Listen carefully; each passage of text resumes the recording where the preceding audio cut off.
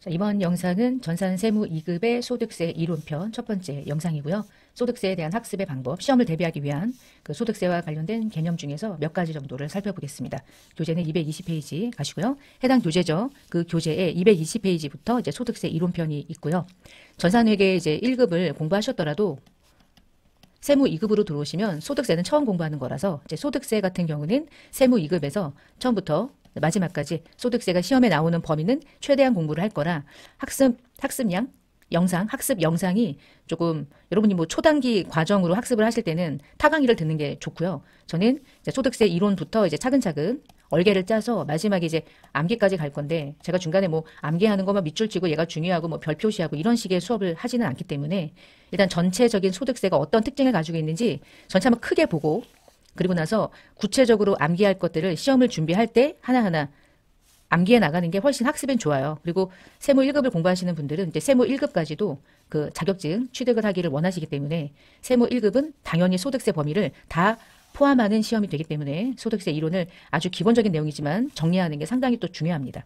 그래서 소득세 이론은 첫 번째 강의부터 전산회계 1급에서 다뤘던 내용들이 없기 때문에 처음부터 하나하나 이제 개념을 쌓아간다고 생각하시면 되고요. 그리고 자, 지금부터 공부를 할 건데 자, 하기 전에 시험 기출문제를 잠깐 볼게요. 여러분이 소득세 파트를 공부했을 때 어떤 문제 유형으로 이 소득세 파트가 시험으로 출제가 되는지 어떤 문제를 풀기 위해서 공부하게 되는지를 볼게요. 전체 이제 객관식 문제가 2점씩 해서 15문제가 출제되죠. 맨 처음에 보면 1번부터 5번까지는 재무회계 문제고요. 자, 6번부터 10번까지 5문제가 원가회계고 세무와 관련된 세법에 다루는 문제가 나머지 5문제인데 이번 회차를 보면 11번 부가세, 12번 부가세 이렇게 두 문항이 부가가치세 문제였고 13번 소득세, 14번 소득세, 15번 소득세 세 문항이 소득세와 관련된 객관식 문제로 출제가 됐어요. 어떨 때는 부가세가 두 문항이 나오고 소득세가 세 문항이 나올 때도 있고 또는 부가세가 세 문제가 나올 때도 있고 아니면 소득세가 두 문제가 나올 때도 있어요. 하여간 부가세랑 소득세를 더했을 때 객관식 문항은 5문항으로 정해져 있어요. 그러니까 소득세 중에 여러분이 지금부터 공부한 이 방대한 내용이 객관식으로 시험 문제가 나오는데 5문제도 안 나오고 해봤자 많아봤자 3문항 정도가 나오는구나. 근데 문제는 그 3문항에 나오는 범위가 어마무시하게 광범위하다는 거야. 엄청 광범위해. 갑자기 사업소득에 대한 전반적인 내용을 물어봐. 사업소득은 근로소득이 아니기 때문에 근로소득자는 연말정산을 중심으로 공부하기 때문에 여러분이 소득세 공부할 때 근로소득인 연말정산만 공부를 하시면 이 문제는 못 풀겠죠. 못 풀어요. 풀 수가 없어. 공부를 안 하거든. 사업소득에 대한 걸 디테일하게 공부 안 하면 근로소득에 대한 연말정산을 실무 수행을 할 때 중요하다고 생각해서 이것만 공부하고 나면 이제 이런 문제를 또 풀 수 없게 되고 그러니까 상당히 좀 양이 많아요. 광범위해요. 그래서 선택과 집중은 하셔야 돼. 첫 번째 만약에 나는 연말정산 중심으로 공부를 한다고 들었다. 그래서 사업소득에 대한 공부는 안 하겠다. 그럼 한 문제를 날리거나 이번엔 나왔지만 사업소득이 객관식으로 나오지 않을 수도 있잖아요. 그러면 과감하게 포기하는 것도 나쁘지 않고 두 번째, 그래도 공부하는 과정에서 필요한 내용들은 최대한 공부를 하고 가겠다. 그럼 한 문제를 이렇게 나왔을 땐 한 문제 건져낼 수 있죠. 대부분은 소득세 중에서 근로소득을 중심으로 시험이 출제가 돼요. 어떤 부분에서 그렇게 출제가 되냐면 실무수행할 때. 실무수행은 아주 완벽한 근로소득자에 대한 연말정산을 집중적으로 물어보는 거라서 실무 중심의 공부라면 근로소득만 공부하면 되고 아니면 다소득도 공부하면 되고 근데 이렇게 얘기하면 난 다른 거 아무것도 공부 안 해야지 라고 하면 이제 큰일 나는 거야. 자, 일단 왜 큰일 나는지를 알려드릴게요. 먼저 객관식이 소득세가 세 문항이 나오는구나. 일단 그렇게 알고 계시고 자 넘어가서 이제 실무시험인데 실무시험 중에 일반 전표에 입력하는 건 여러분이 소득세 공부한 거랑 아주 많은 차이가 없어요. 그리고 급여 지급할 때 원천 징수하는 거 요게 원래 급여가 얼마가 들어가면 세금이 얼마가 차감되는지 요거를 계산해서 실무수행하는 거 요 표를 만들어내는 것 요게 사실은 소득세 실무수행이야. 근데 여러분은 지금 일반 전표에 이 세금이 다 원천징수가 된 표를 가지고 분계만 하는 거죠. 그러니까 요 내용 가지고 분계하는 건 이미 전산회계 1급에서도 공부했잖아. 이 공제세액을 다 뭐라고 처리해요? 예수금으로 처리하죠. 근데 소득세는 분계 말고 이걸 계산하는 게 시험인 거야. 뒤에서 이제 볼 겁니다. 그러니까 재무회계에서 소득세를 공부를 안 한다고 해도 예수금으로 이 공제 금액을 처리하는 것을 모르진 않을 테니 이것은 소득세를 공부하고 안 하고랑 관계없이 누구나 회계 처리할 수 있는 거고요. 뭐 세금 계산서 등장하고요. 그다음에 부가가치세의 매입 매출 전표는 완벽하게 부가세랑 관련된 유형이니까 요거는 그냥 뭐 부가세 편이라고 생각하시면 되고 그리고 나서 문제 3번에 부가가치세와 관련된 신고서를 직접 작성하는 게 이제 시험에 나오는 거죠. 한 문항이 이제 한 문제당 6점이 몇 점이고 요 하나의 문제가 4점이 몇 점이고 끝나고 나면 결산 문제가 나와요. 실무 수행에 결산 문제는 한 문제당 3점씩 토탈 5문제가 출제돼서 15점이 100점입니다. 여기서는 소득세를 공부하고 하지 않고랑 전혀 관계없이 그냥 다 재무회계 편입니다. 자, 여기까지가 이제 결산이고요.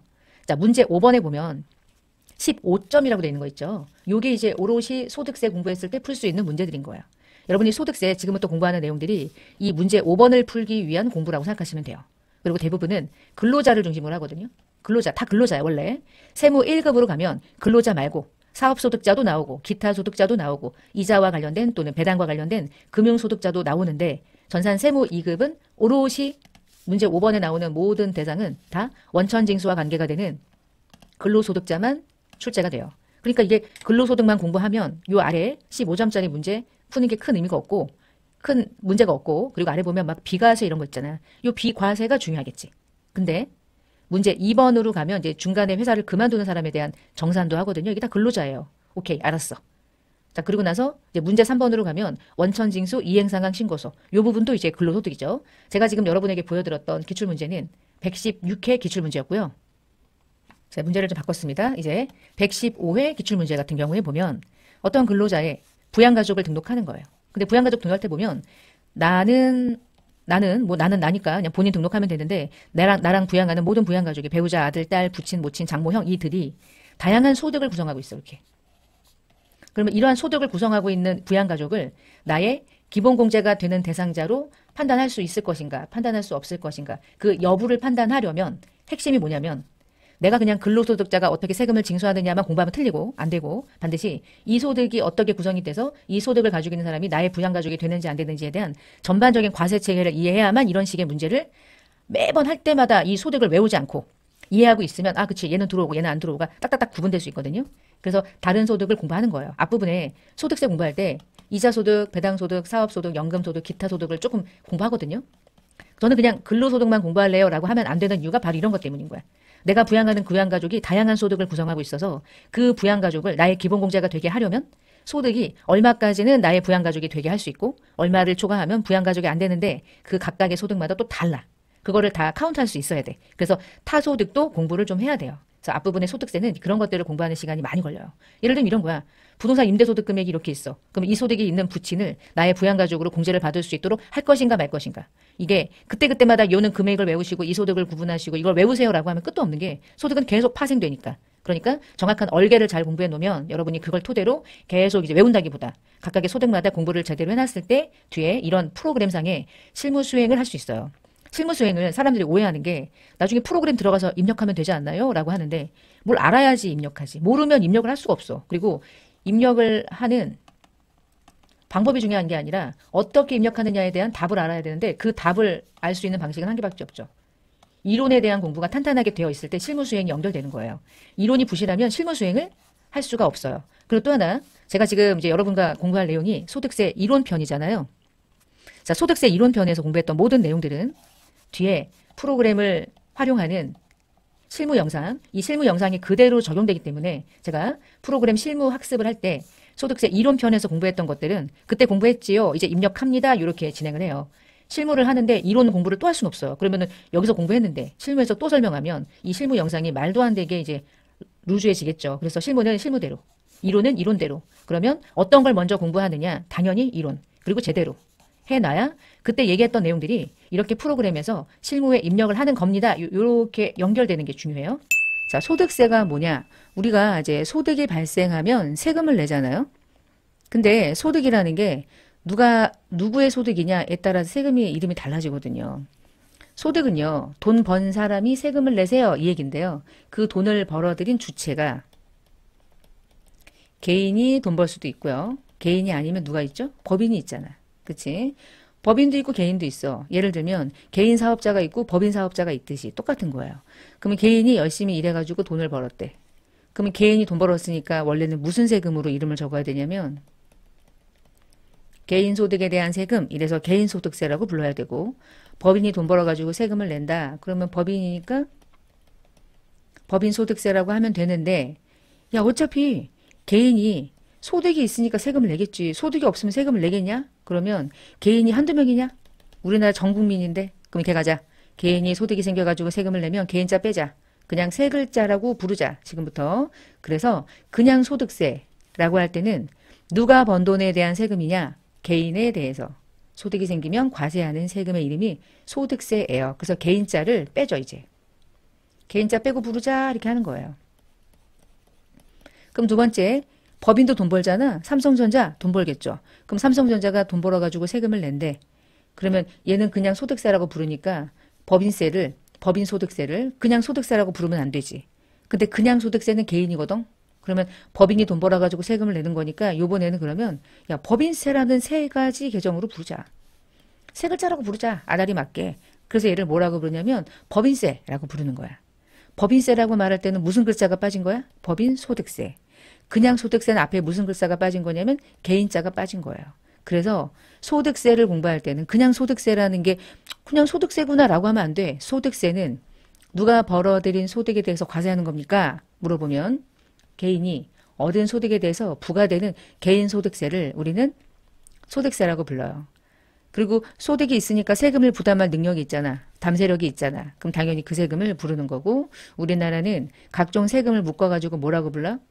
재정을 조달하기 위해 걷는 세금, 이래서 얘를 조세라고 부르죠. 부가세에서 공부했습니다. 자, 이렇게 부르고 만약에 법인이 소득이 생겨서 법인에게 세금을 부과하려고 하는 세금은 법인소득세라는 말을 그냥 이렇게 부르자. 법인세라고 부르자. 그럼 여러분 소득세와 법인세는 결국 무엇에 대해서 세금을 내는 거야? 소득에 대해서 세금을 내는 거죠. 근데 대상자가 개인이냐 법인이냐로 달라져요.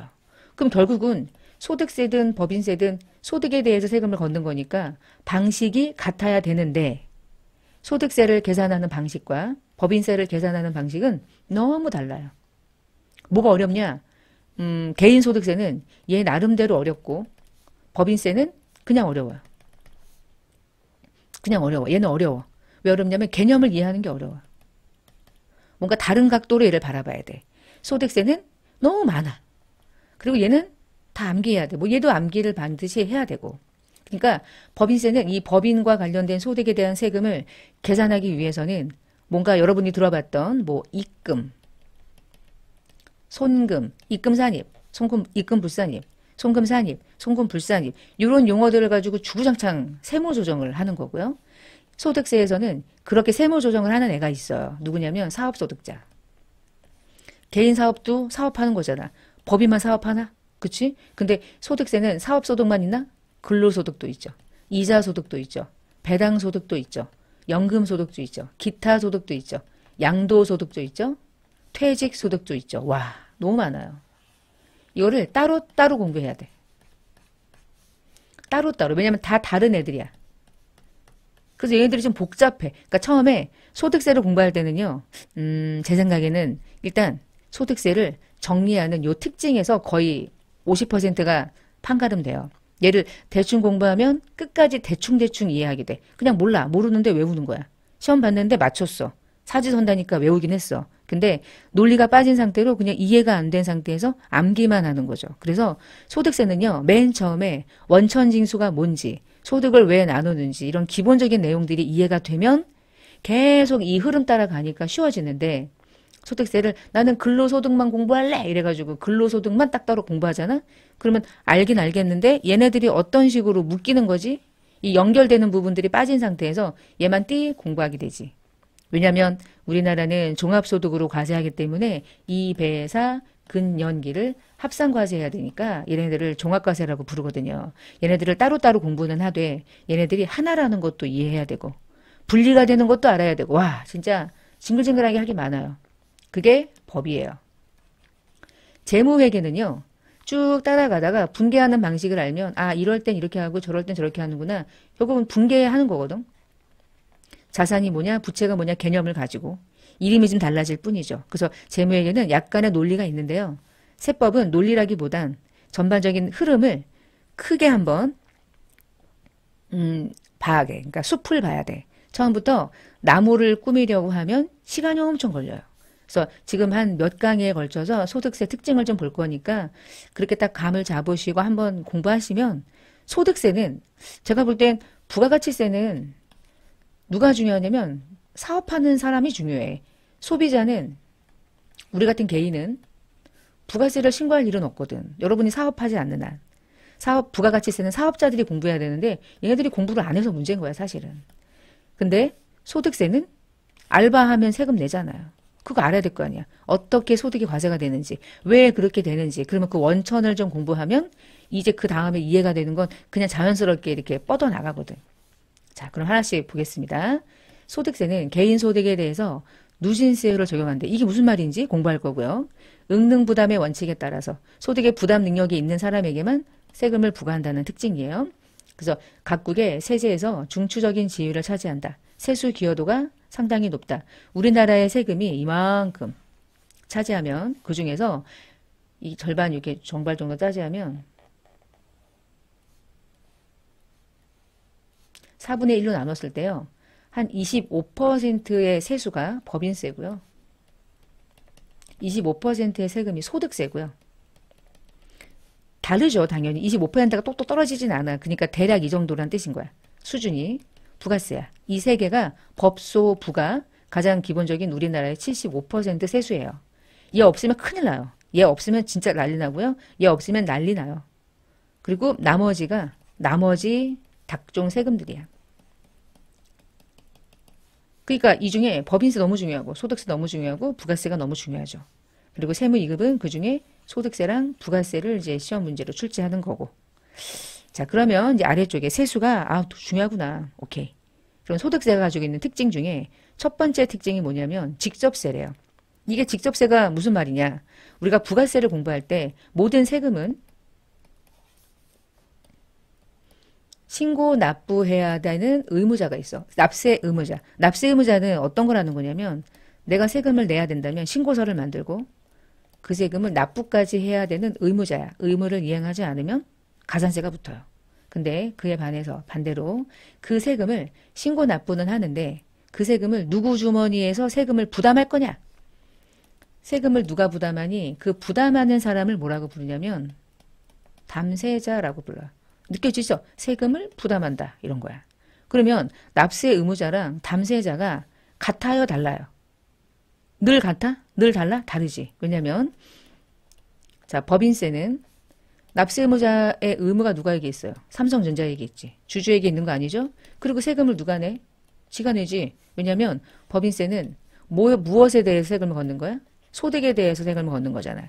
네가 번 돈은 네가 내라 이 뜻이죠. 그리고 신고도 네가 해라. 두 번째, 개인이 돈 벌면 소득세라고 그랬죠? 소득세도 무엇에 과세하는 거죠? 소득에 과세하는 거죠?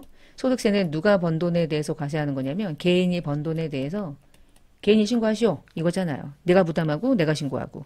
근데 우리가 이제 부가세 공부했던 내용은요. 부가세는 소득에 과세하는 겁니까? 소비에 과세하는 거야. 소비할 때 과세하는 거죠. 그러면 소비할 때 부가세가 과세가 되는 순간 그것을 소비하는 자가 세금을 부담하고 그 세금을 전가한 사람이 들고 있다가 세금을 신고 납부하죠. 그럼 이거 세금을 신고하고 납부하는 자가 결국은 누구예요? 그리고 얘를 또 둘로 나눠. 면세도 있고 과세도 있어요. 근데 면세는 아무것도 안 하죠. 그럼 얘네들은 누구죠? 과세사업자죠. 정해져 있어 얘는.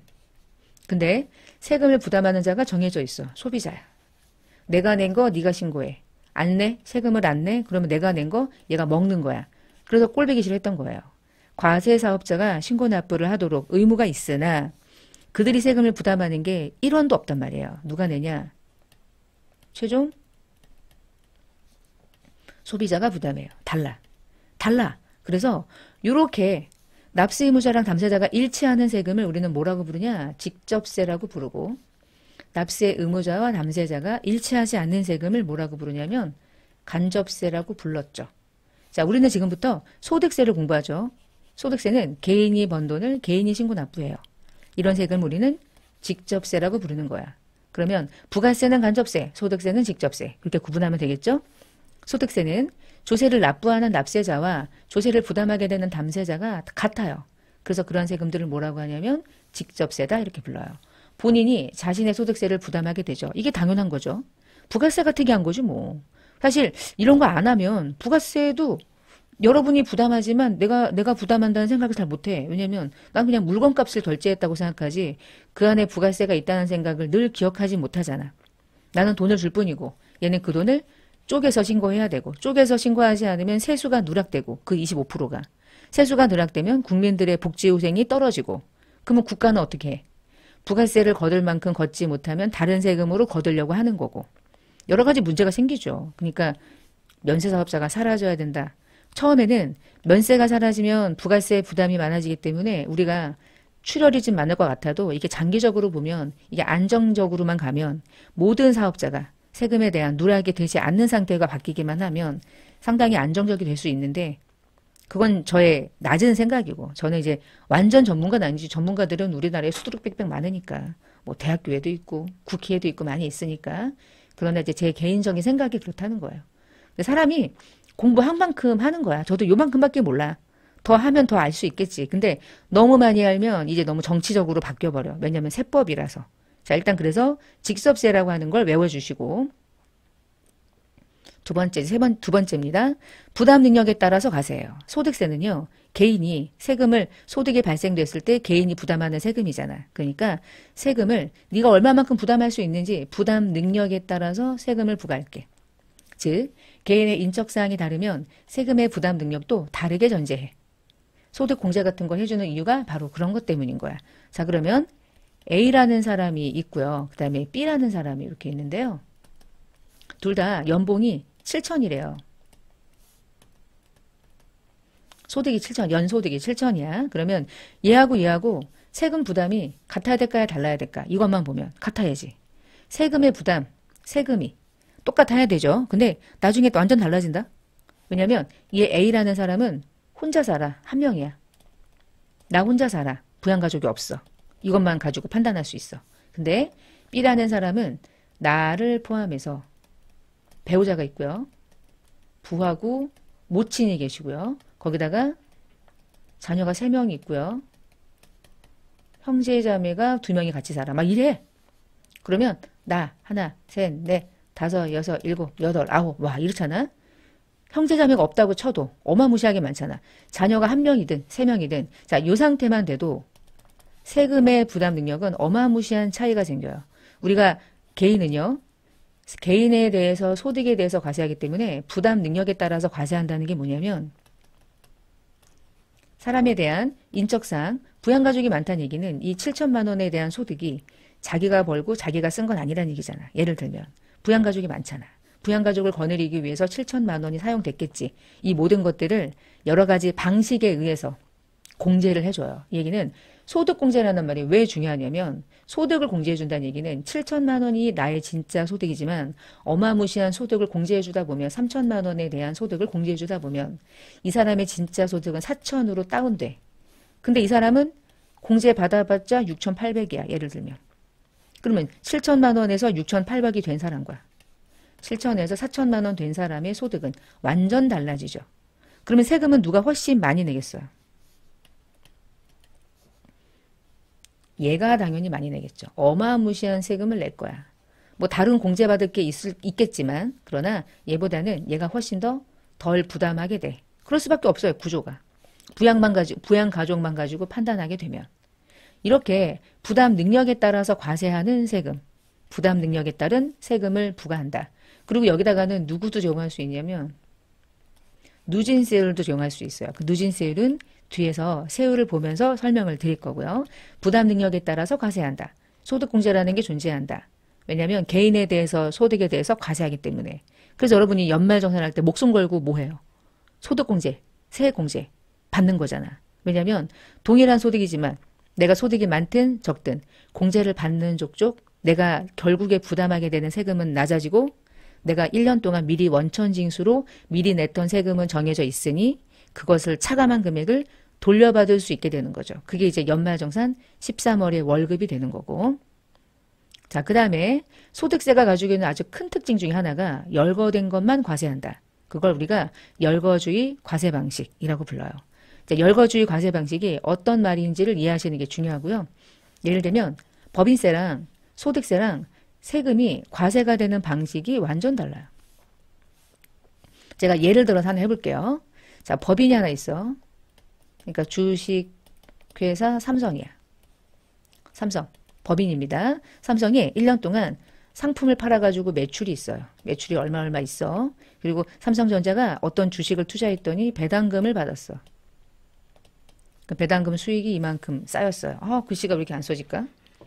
잘 써질 때는 되게 잘 써지는데 지금은 또 왜 이렇게 안 써지지? 자, 그 다음에 은행에다가 돈 넣어놨더니 이자가 들어왔네? 그럼 이자 수익이 막 들어오고 있어. 이자 수익이 어마무시하게 들어왔어. 제가 차량 운반구를 가지고 있었는데 차를 팔았더니 어마무시한 이익이 생긴 거야. 그럼 유형자산 처분이익이 생겼어요. 이거 말고도 수익이 엄청 많죠? 예를 들면 이유는 모르는데 자비익이 생겼어. 자비익 등등등등. 이 모든 게 이 법인이라는 자가 벌어들인 1년의 소득이죠.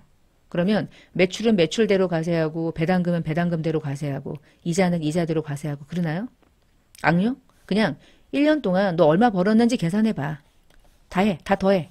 다 더해서 네가 번 거 진짜 소득으로 만들어. 소득으로 만들어서 그 세금 내자. 근데 그 세금을 낼 때 무슨 이름으로 세금을 내요? 법인세로 세금 내죠. 따로따로 안 해요. 법인이 돈 번 건 다 더해. 다 더해서 한 방에 합쳐서 과세하는 거야. 이걸 우리는 뭐라고 하냐면 1년 동안 번 돈, 내가 가지고 있던 기말의 자산과 1월 1일의 자산의 차이는 내가 1월 1일에 100원 가지고 출발했는데 12월 말일에 예를 들어서 600원 됐대. 그럼 여러분 1년 동안 얼마 번 거야? 500원 번 거죠. 그쵸? 자, 얘네들을 그렇게 계산하겠다는 거야. 근데 제가 지금 손익계산서 기준으로 봤죠. 근데 법인이 나중에 실제로 법인세를 과세할 때는 얘를 어떤 식으로도 이제 보냐면 얘가 말하는 각도로 보면 BS를 기준으로요. 정말 이 회사가 가지고 있는 재산은요.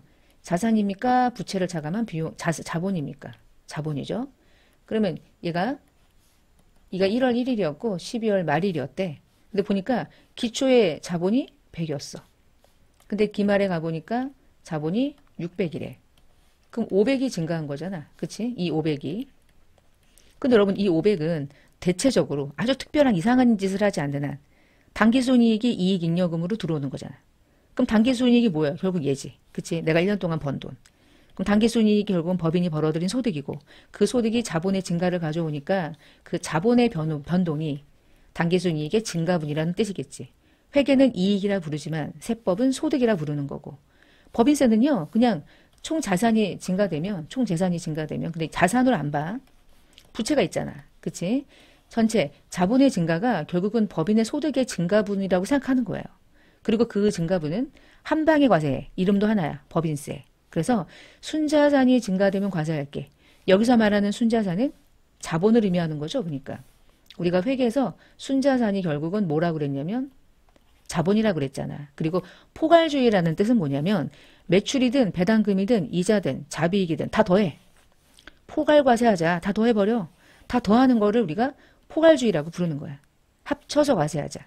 이게 당기순이익인 재무제표를 만드는 구조랑 같아요. 같은데 너무 어려워. 그런데 어려운 거야.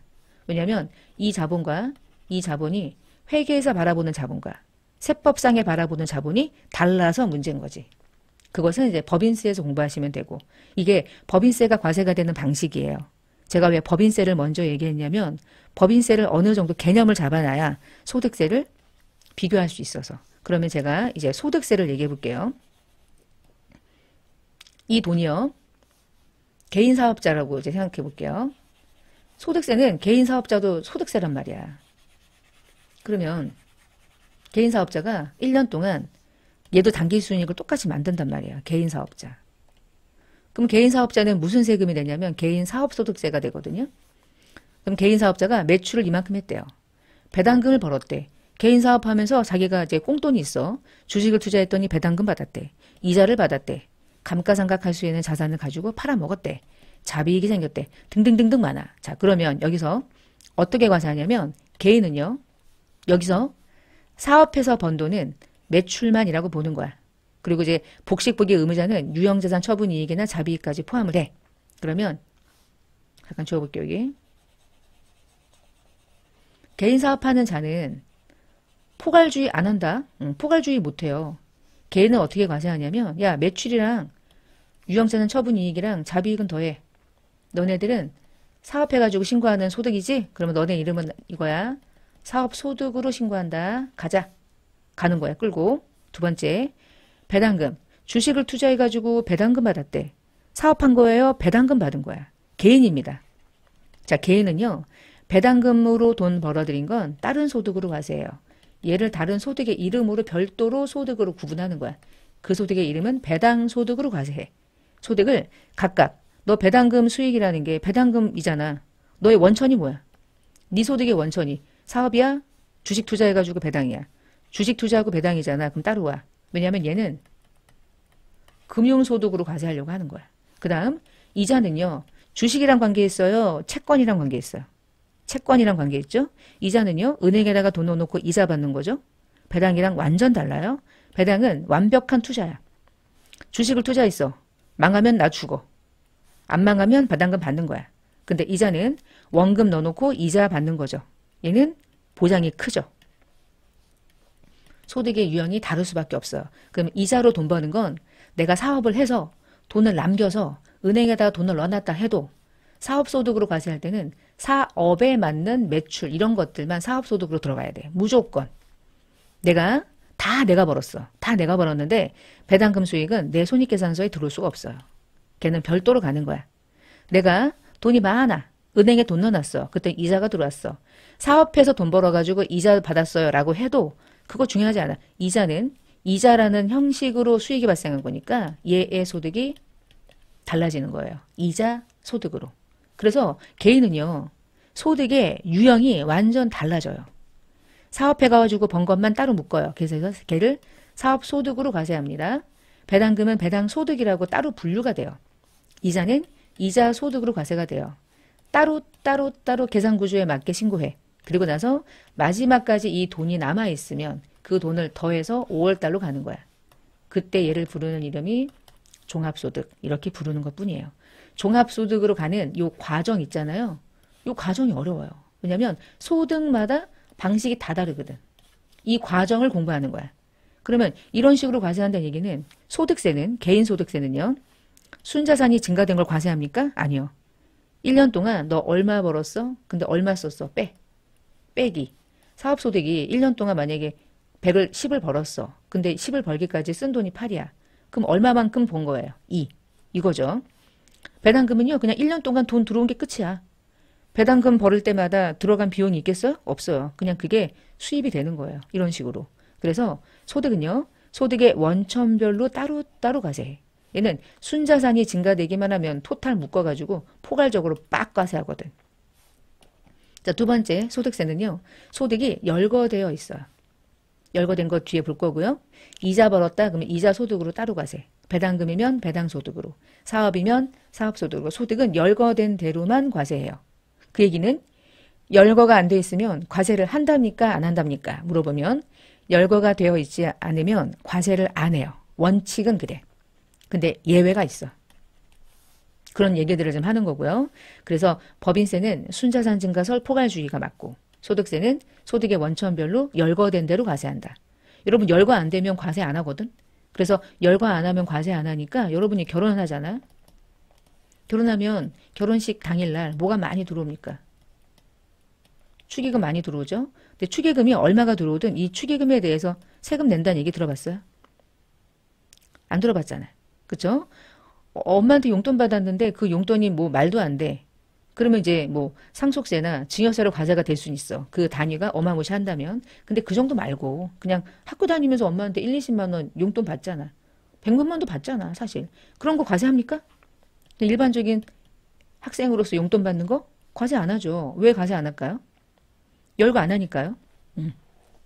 지금 금융소득에 대해서 과세를 하냐 마냐. 원래는 과세 금융소득이라는 명칭으로 이제 과세를 하도록 세법을 개정을 한 지가 꽤 됐고 걔를 이제 24년부터 적용하려고 했는데 지금 국회에서 그 시기상조다 이래가지고 또 좀 유예했잖아요. 그래서 금융소득을 별도로 과세하는 그 체계가 다시 이제 허물어질 것 같은 느낌도 드는데 계속할지 걔를 유지할 것인지 걔가 그냥 원래대로 원래 과세 안 했거든. 금융소득이라는 별도의 소득으로 걔를 과세할지는 잘 모르겠지만 지금 여러분이 주식을 투자하고 100만 원에 투자했어. 주식을. 근데 오늘 150에 팔았어. 그럼 얼마 벌었어요? 50만 원 벌었죠. 주식을 매매해서 돈을 벌었어. 주식 매매 차익이죠. 돈 벌었잖아. 과세합니까 지금? 안 하죠. 왜 안 해? 주식 시장의 활성화 측면에서 이것까지 세금을 걷게 하면 아마 난리가 날 것이다. 주식을 사고 파는 것을 자유롭게 할 수 있도록 일정 금액까지는 과세하지 않는다. 근데 일정 금액을 넘어가면 무조건 과세할 건데 그 일정 금액을 넘어가는 그 기준이 소액으로 볼 건지 소액이 아니라고 볼 건지 그 기준이 상당히 이제 눈치 싸움인 거죠. 자, 이런 거 과세 안 해요. 왜 과세 안 하냐면 열거 안 했기 때문이에요. 열거 안 하고요. 열거 포기했어. 얘네들은 안 해. 그러니까 한 푼도 세금을 안 내는 거야. 그게 소득세가 과세가 되는 방식이에요. 개인이어서 그래. 개인은 쓰여 있는 건 과세하고 안 쓰여 있는 건 과세 안 하는 거야. 이게 원칙입니다. 자, 읽어보면 과세가 되는 소득을 규정할 때 포괄주의라고 하는 순자산 증가설이 있고 열거주의라는 소득 원천설이 있는데 우리나라의 소득세는 열거주의 방식에 의해서 과세하고 있고요. 법인세는 포괄주의에 의해서 과세하고 있어요. 이렇게 두 개를 일단 먼저 구분. 이게 원칙이야. 자, 이게 원칙인데 단 이자와 배당은 유형별로 포괄주의한다. 자, 요 얘기가 하나 있고요. 자, 그 내용을 잠깐 요 아래쪽에 페이지를 좀 넘겨서 요즘 좀 볼게요. 자, 지금까지 얘기한 걸 정리해보면 우리나라 세법은 소득 원천설의 입장이에요. 개인의 원천소득, 그 소득이 어디에서 생겼는지 그 원천을 따라가는 거야. 그리고 다 일일이 열거해놨어. 세법이. 쫙 적어놨어. 근데 여기에다가 적어놓은 세금의 명칭들이 열거된 소득이 토탈 몇 개가 있냐면 8개가 있어요. 이 배에서 근영, 그치, 8개가 있어. 그 8개를 쭉 여기다가 제가 순차적으로 적으면 은행으로부터 이자 받잖아? 그럼 이자소득. 주식 투자해서 배당금 받으면 배당소득. 그 다음 개인 사업자가 돈 벌면 사업소득. 내가 근로자인데 회사에서 월급 받으면 근로소득. 연금을 수령해서 소득이 생기면 연금소득. 복권 당첨돼가지고 소득이 발생하면 기타소득. 그리고 회사에서 몇 년 동안 일하다가 퇴직하면 퇴직금 받죠? 그 소득의 이름이 퇴직소득. 내가 집 한 채가 있었는데 집 한 채를 팔았어. 비과세가 안 됐어. 양도하는 순간 세금을 내야 된대. 그 소득의 이름을 양도소득. 우리나라의 소득세는 이렇게 다 열거해놨고요. 그리고 나서 이자소득이 쫙 있어. 배당이 쫙 있고 이렇게. 그래서 순차적으로 외우시면 좋아. 이번 영상에서 여러분이 하나 반드시 외운다. 그러면 얘를 순차적으로 외우는 거야. 앞자 따서 이배사, 근연기, 끊고 퇴양 이렇게. 왜 외우냐면 이게 이제 기본적으로 이 원리에 의해서 이제 과세가 되고 결손금도 공제가 되고 이거를 분류해야 되고 막 이런 것들이 이제 이 안에 들어가요. 자, 개인소득은요. 이렇게 이배사, 근연기, 퇴양이라는 소득으로 얘네들만 과세하고 있다. 여기 열거 안 돼 있어. 여기 보니까 이자소득에 막 안 써 있어. 그럼 과세 안 해. 예를 들어 상장 주식을 매매했다. 농사 짓는 분들이 작물을 재배했다. 소득으로 열거 안 돼 있어요. 그래서 과세 안 해요. 그런데 예외적인 사항이 하나 생긴 거예요. 소득세에서. 이 부분은 제가 나중에 세무회계 이모저모라고 하는 영상으로 나중에 한 번 더 좀 더 약간 재미가 없을 수도 있는데 거기서 한번 설명드릴 건데 여러분 이자나 배당은요. 요즘에 어떤 문제가 있냐면 너무 다양한 금융상품이 파생돼 가지고 나와. 막 주식하고 채권이 섞여 있고 그러니까 원금이 붙어 있는데 여기에 또 수익률도 발생하고 일정 금액은 또 보장도 되고 그러니까 금융소득인 이자 배당소득은 일일이 열거할 수 있는 범위를 넘어선 거예요. 과세 범위가 끝도 없이 새로 생겨. 그러니까 신종상품이라고 불러요. 새로운 금융상품이 계속 생겨. 너무 다양하게. 그러면 그때그때마다 세법을 개정할 수가 없는 거야. 너무 양이 많아. 그래서 어쩔 수 없이 이런 제도를 만들어놨어. 야, 안 되겠다. 이자 배당이 새로운 금융상품이 2개가 생기면 2개를 집어넣고 이거는 힘들어. 모든 금융상품을 열거할 수는 없다. 그래서 이자 배당만큼은 안 되겠다. 예외적으로 이자랑 배당은 열거하기가 힘드네. 그래서 이렇게 가자. 원금이 보장된 상태에서 이자를 받는 그런 유사한 성격이라면 모두 다 이자로 보자. 특별한 금융상품을 열거할 수 없으니 유사한 소득 이렇게 배당도 배당과 유사한 소득이라고 하는 애매한 용어로 유사소득에 대해서는 대가, 수익 분배에 어떤 형식으로 나와 있는지 법조문으로 나열하지 않아도 과세할 수 있도록 유형별 포괄주의 순자산 증가설을 채택하도록 한 거예요. 누구만 그러냐면 이자 배당 금융상품에 대해서만. 계속 이게 금융상품이 발전하기 때문에 법을 개정하지 않아도 이거 유사한데요. 이자로 봅니다. 정말요? 그러면 여기 있잖아요. 이거 위에 있는 내용들과 유사하잖아요. 그럼 이자입니다. 이거 위에 있는 내용들과 유사하잖아요. 배당이죠. 이렇게 가는 거야. 그래서 법 개정 없이 과세할 수 있도록, 공평하게 과세할 수 있도록 도입된 제도. 그럼 결론은 이거네. 열거주의 과세 방식이고요. 소득세는 소득의 원천설은 원칙, 소득 원천설, 열거주의가 원칙이죠. 근데 예외가 있다면 이자 소득과 배당 소득만 포괄주의라고 하는 과세 방식으로 유형별, 요 두 가지에 대해서만, 완벽한 포괄주의는 아니겠지만 그래서 유형별 포괄주의를 채택하고 있다.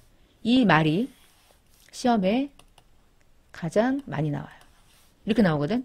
우리나라 소득세는 열거주의 과세 방식으로만 과세한다. 그러면 틀린 거 맞는 거? 틀린 거. 왜?